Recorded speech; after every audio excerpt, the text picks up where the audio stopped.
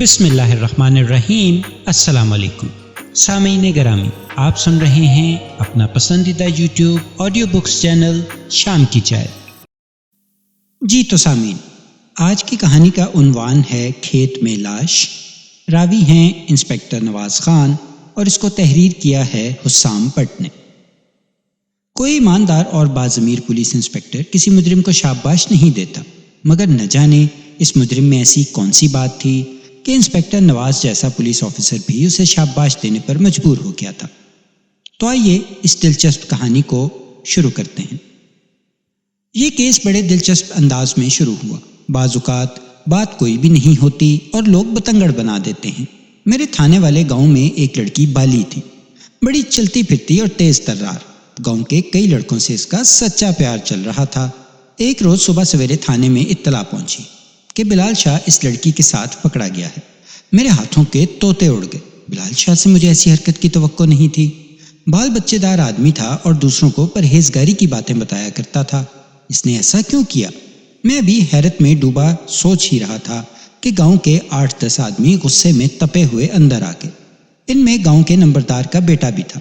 انہوں نے آتے ساتھ ہی اعلان کیا کہ بلال شاہ نے شریفے کی لڑکی سے برا بھلا کیا ہے اور بھاگ گیا ہے۔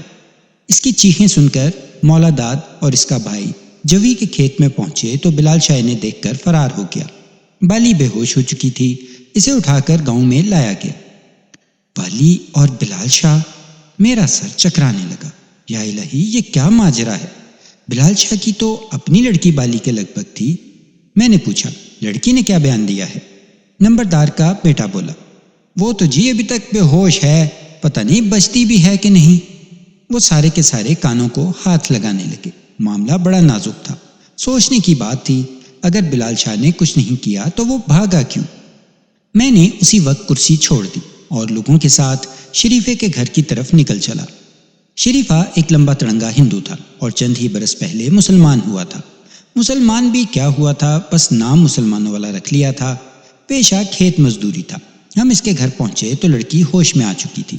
ان کے گھر رونا پیٹنا مچا ہوا تھا۔ عورتیں بلال شاہ کے اگلے پچھلوں کو خاص زنانہ قسم کی گالیاں دے رہی تھیں۔ مجھے دیکھ کر ان کا غصہ کچھ اور تیز ہو گیا۔ لڑکی کی ماں چھاتی پر دہتڑ مار کر بولی، انصاف کرنا تھانے دار جی، اب انصاف کرنا، اب تیری منصفی کا امتحان ہے۔ ہائے میری لڑکی کہیں کی نہ رہی۔ میں نے دل میں سوچا، کہیں کی تو وہ پہلے بھی نہیں تھی، پہلے کون سا کام اس نے نہیں کیا؟ لڑکی سامنے ہی چارپائی پر لیٹی تھی، ابھی پوری طرح ہوش میں نہیں آئی تھی۔ ایک عورت اسے پیالے سے دودھ پلانے کی کوشش کر رہی تھی۔ ذہن میں تماشا دیکھنے والوں کا ہجوم تھا۔ عورتیں، بچے، مرد سب موجود تھے۔ سب کے چہروں پر مصنوعی افسوس اور آنکھوں میں اصلی دلچسپی تھی۔ میں نے ڈانٹ ٹپٹ کر ان کو باہر نکال دیا اور حوالدار سے کہا کہ صحن کے دروازے کو اندر سے کنڈی لگا دے۔ لڑکی ڈری ڈری نظروں سے چاروں طرف دیکھ رہی تھی۔ لگتا تھا ابھی پھر چیخنے لگے گی۔ میں نے زیادتی کا شکار ہونے والی بہت سی عورتوں کے چہرے دیکھے تھے۔ مجھے یقین نہیں آ رہا تھا کہ اس لڑکی کے ساتھ ایسا کچھ ہوا ہے۔ میں نے اس کے پاس بیٹھتے ہوئے کہا، کیا ہوا لڑکی؟ اس نے سہمی نظروں سے میری طرف دیکھا اور اس کے ہونٹ تھررانے لگے۔ اس کی ماں چھاتی کوٹ کر پھر بولی، چپ کیوں ہے مرنجو کی، بولتی کیوں نہیں؟ بتا دے سب کچھ جو بیتا ہے تجھ پر۔ لڑکی نے پہلے حیرانی سے ماں کو دیکھا، پھر خشک ہونٹوں پر زبان پھیر کر بولی، تھانے دار جی، ادھر کھیت میں ہاتھ ہے۔ کس کا ہاتھ؟ میں نے حیرانی سے پوچھا۔ لڑکی کا رنگ زرد ہو رہا تھا، وہ بری طرح کانپ رہی تھی۔ ہکلا کر بولی، پتہ نہیں جی، کوئی لاش پڑی ہے ادھر، آپ خود جا کر دیکھ لیں، اللہ دی قسم میں جھوٹ نہیں بول رہی ہوں۔ میرے 14 طبق روشن ہو گئے۔ یہ ایک نیا ہی مسئلہ کھڑا ہو گیا تھا۔ لڑکی کے انداز سے ظاہر تھا کہ وہ وہی کچھ کہہ رہی ہے جو دیکھ کر آئی ہے۔ میں نے زور دے کر پوچھا، تم نے خود دیکھی ہے لاش؟ وہ بولی، نہیں جی، میں نے صرف ہاتھ دیکھا ہے، باقی سب کچھ مٹی میں تھا۔ میں نے کہا، بلال شاہ کا کیا معاملہ ہے؟ کون بلال شاہ؟ بلال شاہ تو وہاں موجود ہی نہیں تھا۔ بالی کی ماں چلا کر بولی، ہائے ہائے لڑکی، کیا الٹی سیدھی بک رہی ہے؟ وہ مویا مشٹنڈا تیرے ساتھ۔ تم چپ رہو، میں نے ڈانٹ کر بڑھیا کی بات کاٹی اور بالی سے کہا کہ وہ میرے ساتھ موقع پر چلے۔ وہ تھر تھر کانپنے لگی۔ نہیں تھانے دار جی، میں نہیں جاؤں گی، میں آپ کو بتا دیتی ہوں، بابے شفیع کے کھیت میں دوسرے بننے کے ساتھ، آپ کو خود ہی نظر آ جائے گا سب کچھ۔ میں نے اسی وقت حوالدار کو ساتھ لیا۔ گاؤں والے ایک جلوس کی طرح ہمارے پیچھے آ رہے تھے۔ گاؤں سے نکل کر 1 فرلانگ کے فاصلے پر باب شفیع کا کھیت آ گیا۔ وہاں جوی لہرا رہی تھی۔ جوی کا پودا کافی اونچا ہوتا ہے۔ ہم کھیت میں داخل ہوئے تو نمبردار کے لڑکے نے ایک مقام کی طرف اشارہ کر کے بتایا کہ بالی یہاں بے ہوش پڑی تھی۔ وہاں مجھے 1-2 ٹوٹی ہوئی چوڑیاں بھی نظر آئیں۔ لوگوں نے اشارے سے بتایا کہ بلال شاہ اس طرف سے ہو کر بھاگا تھا۔ کچی زمین پر ابھی تک بلال شاہ کے پاؤں کے نشان موجود تھے۔ میں اچھی طرح پہچان سکتا تھا۔ ہم کوئی 15-20 گز آگے دوسرے کنارے پر پہنچے۔ بالی نے اس جگہ کی نشاندہی کی تھی۔ جلد ہی مجھے وہ منظر نظر آ گیا جسے دیکھ کر بالی بے ہوش ہوئی تھی۔ واقعی خوفناک منظر تھا۔ زمین کے اندر سے ایک مردانہ ہاتھ باہر نکلا ہوا تھا۔ کلائی اور ہاتھ کے بال مٹی میں سرخ ہو رہے تھے۔ جس نے بھی یہ منظر دیکھا سن ہو کر رہ گیا۔ میں نے لوگوں کو کھیت سے باہر نکلنے کا حکم دیا۔ اس کے بعد 2 سنتریوں نے حوالدار کے ساتھ مل کر بڑی احتیاط سے لاش پر سے مٹی ہٹانی شروع کی۔ یہ کام 10 منٹ میں مکمل ہوا۔ اب لاش ہمارے سامنے تھی اور اس کی بو ہوا کے ساتھ چاروں طرف پھیل رہی تھی۔ یہ ایک 30-32 سالہ صحت مند جوان تھا۔ جسم زیادہ لمبا نہیں تھا مگر گٹھا ہوا تھا۔ پیلی شلوار قمیض اور بغیر بازو کا سرمئی سویٹر پہنے ہوئے تھا۔ کالے رنگ کی گرگابی تھی۔ یہ سب کچھ کھیت کی مٹی میں لتھڑا ہوا تھا۔ متوفی کے سر پر بائیں جانب 2 زخم تھے۔ ایک زخم جو کنپٹی کے پاس تھا کافی سنگین تھا۔ یوں لگتا تھا کسی لاٹھی یا کند آلے سے زوردار ضرب لگائی گئی تھی۔ متوفی کی چھوٹی داڑھی بھی تھی۔ لاش کی حالت سے ظاہر تھا کہ اسے دفنائے ہوئے 48 گھنٹے سے اوپر ہو چکے ہیں۔ 1 رات پہلے تیز بارش ہوئی تھی اور یہی وجہ تھی کہ لاش کا ہاتھ مٹی میں سے نکل آیا تھا۔ اب صورتحال پوری طرح میری سمجھ میں آ رہی تھی۔ لڑکی صبح سویرے کھیت کے اس حصے میں آئی تھی۔ لاش کا ہاتھ دیکھ کر اس کی چیخیں نکل گئی تھیں۔ شومئی قسمت بلال شاہ بھی کہیں پاس ہی موجود تھا۔ وہ چیخیں سن کر لڑکی کی طرف بھاگا۔ لڑکی بے ہوش ہو چکی تھی۔ جس وقت وہ لڑکی پر جھکا ہوا اسے ہوش میں لانے کی کوشش کر رہا تھا، گاؤں والوں نے دیکھ لیا۔ یہی سارا معاملہ گڑبڑ ہو گیا۔ انہوں نے بلال شاہ پر شک کیا اور بلال شاہ اس شک کو محسوس کر کے بھاگ کھڑا ہوا اور خیر سے اب تک بھاگا ہوا تھا۔ مجھے ہنسی بھی آ رہی تھی اور رونا بھی۔ ہنسی بلال شاہ کی ضرورت سے زیادہ ہوشیاری پر آ رہی تھی اور رونا اس کی بے وقوفی پر۔ میں نے ضروری کارروائی کرنے کے بعد لاش اٹھوائی اور تھانے میں لے آیا۔ پورا گاؤں اکٹھا ہو گیا۔ ایک شخص نے متوفی کو پہچان لیا۔ وہ بولا، یہ راوالی گاؤں کا رہنے والا ہے۔ اس کا نام صوفی جمیل ہے۔ شام گڑھ میں کپڑے کی دکان کرتا ہے۔ فوراً ہی چند آدمی رضاکارانہ طور پر راوالی روانہ ہو گئے۔ وہ گھوڑوں پر سوار تھے۔ کوئی 2 گھنٹے بعد وہ متوفی کے وارثوں کو لے آئے۔ ان میں 3 عورتیں اور 4-5 مرد تھے۔ ایک بوڑھی عورت نے لاش کے چہرے سے کپڑا ہٹا کر دیکھا اور چیخ مار کر غش کھا گئی۔ دوسری عورتیں بھی دھاڑے مار مار کر رونے لگیں۔ صوفی جمیل راہوالی کے ایک معزز شخص سادے کرائیں کا بیٹا تھا۔ نمازی پرہیزگار تھا۔ صوفی اس کا نام نہیں تھا لیکن مشہور ہو گیا تھا۔ وہ کھیتی باڑی کے علاوہ نزدیکی قصبے میں کپڑے کی دکان بھی کرتا تھا۔ دکان اس کے گھر سے کوئی 7-8 میل کی دوری پر تھی۔ وہ ہفتے میں 2 بار وہاں کا چکر لگاتا تھا۔ 3 روز پہلے وہ منہ اندھیرے گھوڑی پر سوار دکان پر جانے کے لیے روانہ ہوا۔ 24 گھنٹے گزرنے کے باوجود واپس نہیں آیا تو اس کا باپ دکان پر گیا۔ دکان کے ملازم لڑکے نے اسے یہ بتا کر حیران کر دیا کہ صوفی تو ادھر پہنچا ہی نہیں۔ باپ بے حد پریشان ہوا۔ بیٹے کو ڈھونڈ ڈھانڈ کر وہ رات کو اس امید پر گھر لوٹا کہ شاید وہ آ چکا ہوگا، مگر اس کا کچھ پتہ نہیں تھا۔ 2 دن گھر والوں نے سخت پریشانی میں گزارے۔ اسی دوران ایک قریبی گاؤں کے کھیتوں سے صوفی کی گھوڑی بھی آوارہ گھومتی ہوئی مل گئی۔ گھر میں کل ہی سے رونا پیٹنا مچا ہوا تھا۔ آج گھر والوں نے اس کا مرا ہوا چہرہ بھی دیکھ لیا تھا۔ صوفی کے والد نے بتایا کہ صوفی نے 2 شادیاں کر رکھی تھی۔ ایک شادی بچپن میں ہو گئی تھی جبکہ دوسری اس نے اپنی مرضی سے کی تھی۔ پہلی بیوی اس سے 2 سال بڑی تھی جبکہ دوسری 10 سال چھوٹی تھی۔ دوسری بیوی بھی ساتھ آئی ہوئی تھی۔ میں نے پہلے اس سے سوال جواب کیے۔ اس کی عمر بمشکل 20 سال رہی ہوگی۔ خاصی خوبصورت تھی۔ رونے دھونے سے چہرہ اترا ہوا تھا۔ میں نے محسوس کیا کہ پہلی بیوی کے مقابلے میں اسے شوہر کا زیادہ غم ہے، شاید اس لیے کہ وہ ابھی نئی نویلی تھی۔ شادی کو فقط 8-10 مہینے ہی ہوئے تھے۔ اس کا نام عطیہ تھا۔ میں نے کہا، بی بی تجھے کسی پر شک ہے؟ اس نے انکار میں جواب دیا، لیکن اس کے انداز سے ظاہر تھا کہ یہ جواب آخری نہیں ہے۔ اگر میں زور دوں تو وہ کسی نہ کسی پر شک کا اظہار کر سکتی ہے۔ میں نے کہا، دیکھ بی بی، تو مجھے شکل سے سمجھدار لگتی ہے۔ میں نے تیرے شوہر کے قاتل کو ڈھونڈنا ہے، اس لیے ہر بات کا جواب ٹھیک ٹھیک دینا۔ گول مول جواب دینے سے کبھی کبھی بندہ خود بھی پھنس جاتا ہے۔ اس نے خشک ہونٹوں پر زبان پھیری۔ میں نے کہا، تیرے سسر نے بتایا ہے کہ متوفی کی دوسری شادی اپنی مرضی کی تھی، تو نے اسے پسند کیا تھا یا اس نے تجھے؟ میری اس بات کے جواب میں عطیہ نے جو کچھ کہا اور اس کے کہے سے میں نے جو نتیجہ نکالا وہ یہ تھا کہ یہ شادی عطیہ کی پسند کا نتیجہ تھی۔ وہ کبھی کبھی اپنے ماں کے ساتھ کپڑا خریدنے کے لیے صوفی جمیل کی دکان پر جاتی تھی۔ صوفی کے اخلاق اور بول چال نے اسے بڑا متاثر کیا اور وہ اس سے محبت کرنے لگی۔ صوفی کی پہلی بیوی سے بچے تھے اور وہ ہنسی خوشی زندگی گزار رہے تھے۔ اس کے باوجود اس نے عطیہ سے شادی کی حامی بھر لی۔ وہ نہیں چاہتا تھا کہ وہ چوری چھپے مل کر غیر اخلاقی اور غیر شرعی کام کریں۔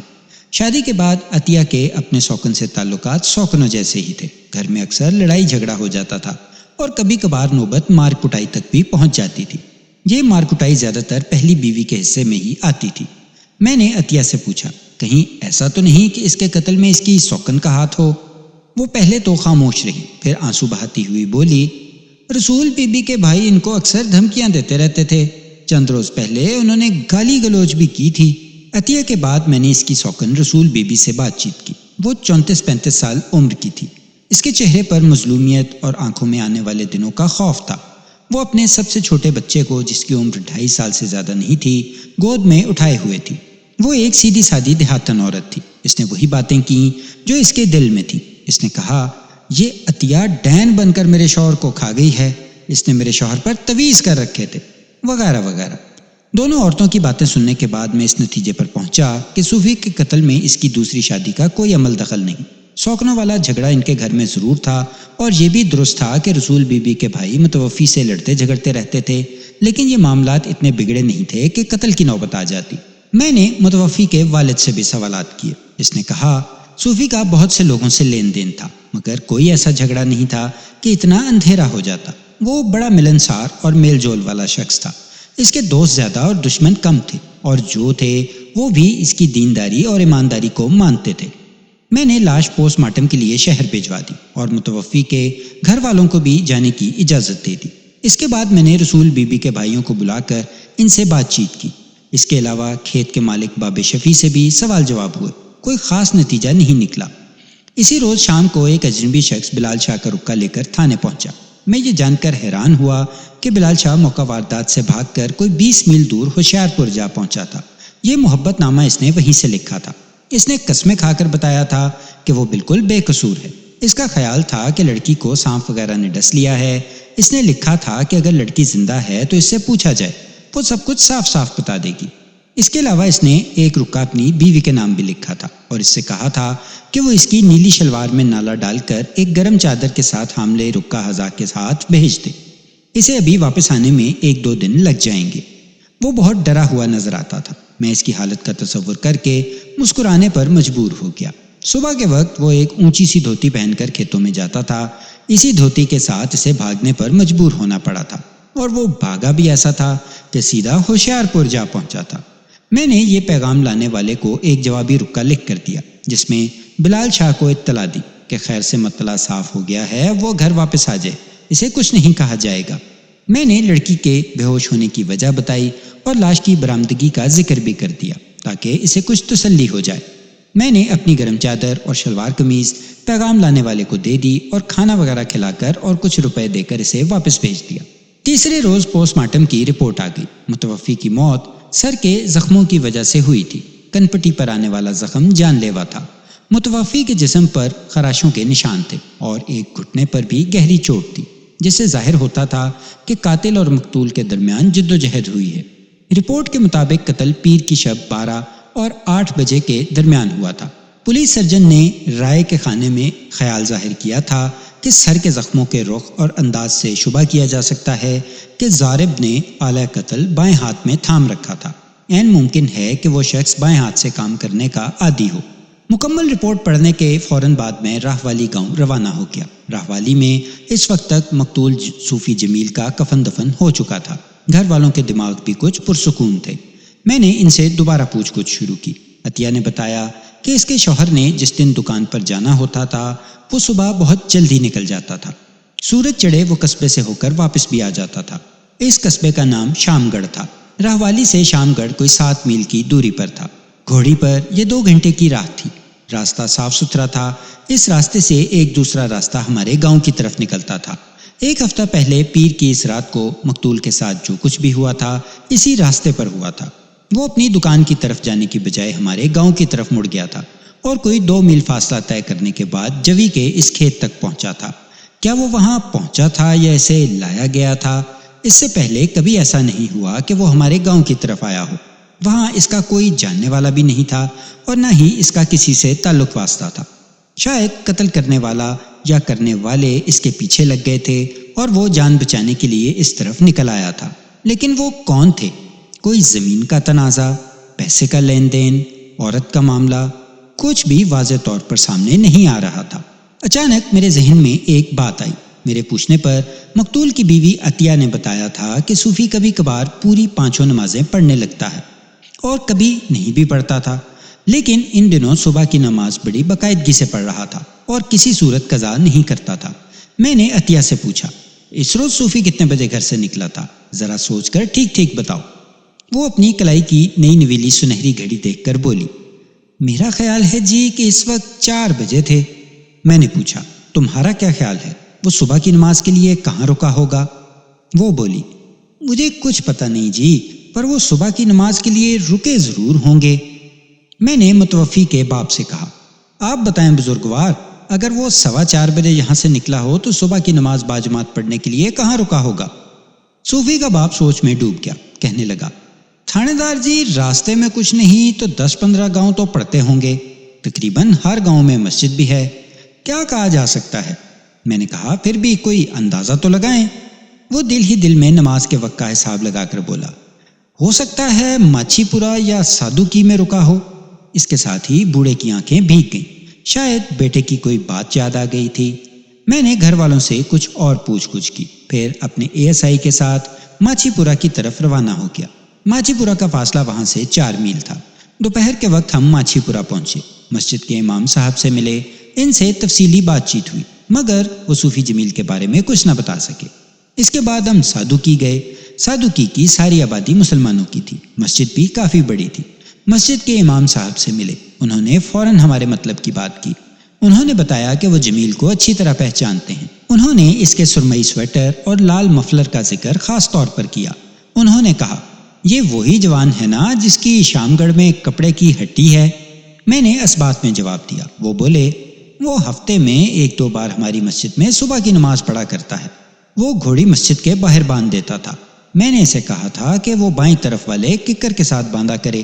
بڑا نیک جوان ہے، پر آپ کیوں پوچھ رہے ہیں؟ وہ خیریت سے تو ہے نا؟ میں نے کہا، میں آپ کو سب کچھ بتاتا ہوں، پہلے آپ یہ بتائیں کہ پچھلے پیر اس نے یہاں نماز پڑھی تھی؟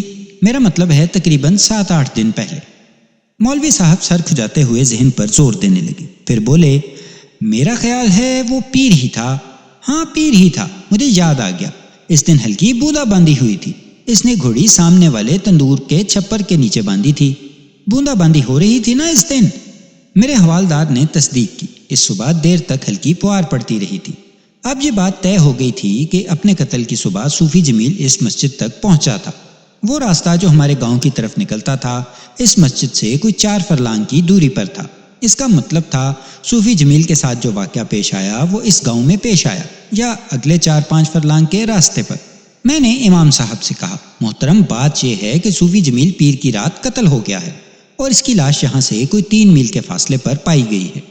امام صاحب نے حیران ہو کر کہا، اچھا وہ لاش جو نالے پار کے کھیتوں میں ملی ہے؟ میں نے اس بات میں جواب دیا۔ امام صاحب یہ جان کر ششتر تھے کہ یہ لاش صوفی جمیل کی تھی۔ کچھ دیر اس ناگہانی موت پر بات ہوتی رہی۔